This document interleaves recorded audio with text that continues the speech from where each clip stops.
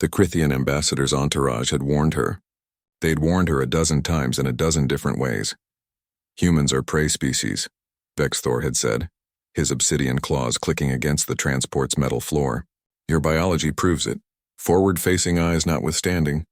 You lack natural weapons, your reaction time is poor, and your fragile bodies break so easily. Sarah Chen had only smiled. That strange human smile and continued organizing the educational materials for the Cubs' sanctuary visit.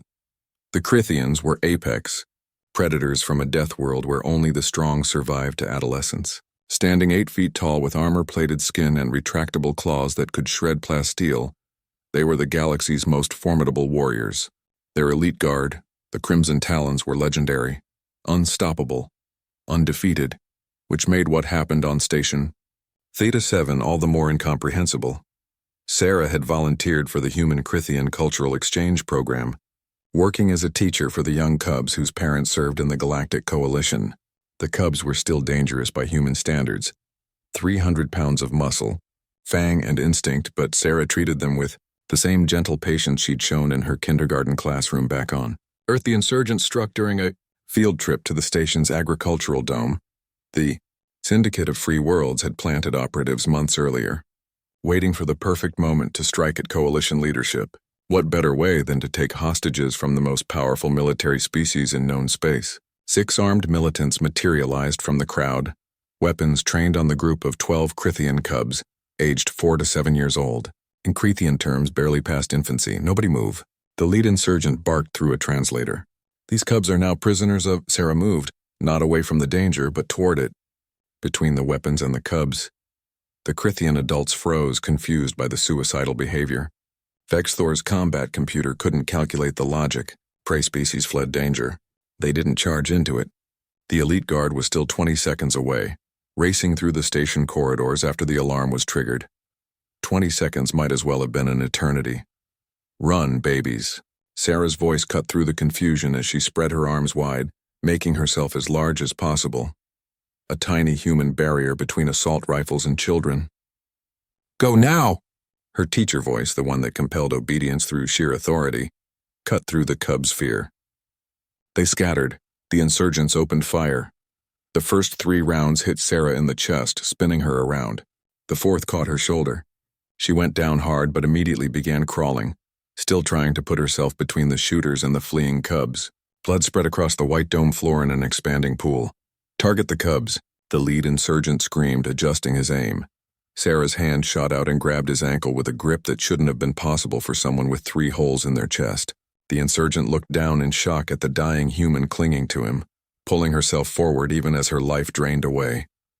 No, she whispered through blood-flecked lips. You don't touch my kids. Her other hand found the plasma torch clipped to her belt, a teacher's tool for science demonstrations. She triggered it. The insurgent's scream lasted 3 seconds before Vexthor's claws removed his head from his shoulders. The elite guard had arrived, moving through the militants like a hurricane of rage and retribution. The firefight lasted 8 seconds.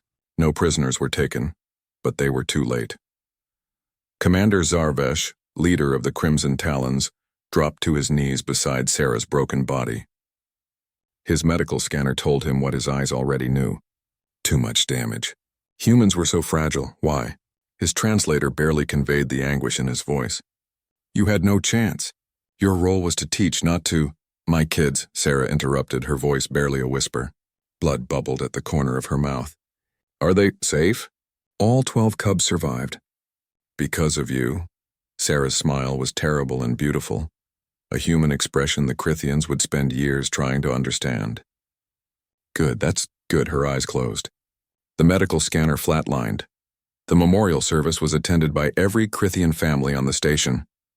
The cubs, too young to fully comprehend death, knew only that teacher Sarah had protected them. They laid drawings and flowers by her image, human customs they'd learned from her, but it was the Crimson Talons who truly mourned. We failed her, Zarvesh said, staring at Sarah's photograph. Forward-facing eyes that held no fear, a small frame that contained more courage than entire battalions. We were her protection detail. We arrived too late. Sir, one of his warriors ventured. She was prey species. She wasn't supposed to prey? Zarvesh's roar silenced the dome. We are the predators. We are the apex warriors of this galaxy. And yet when death came for those cubs, it wasn't our claws that stood in the breach.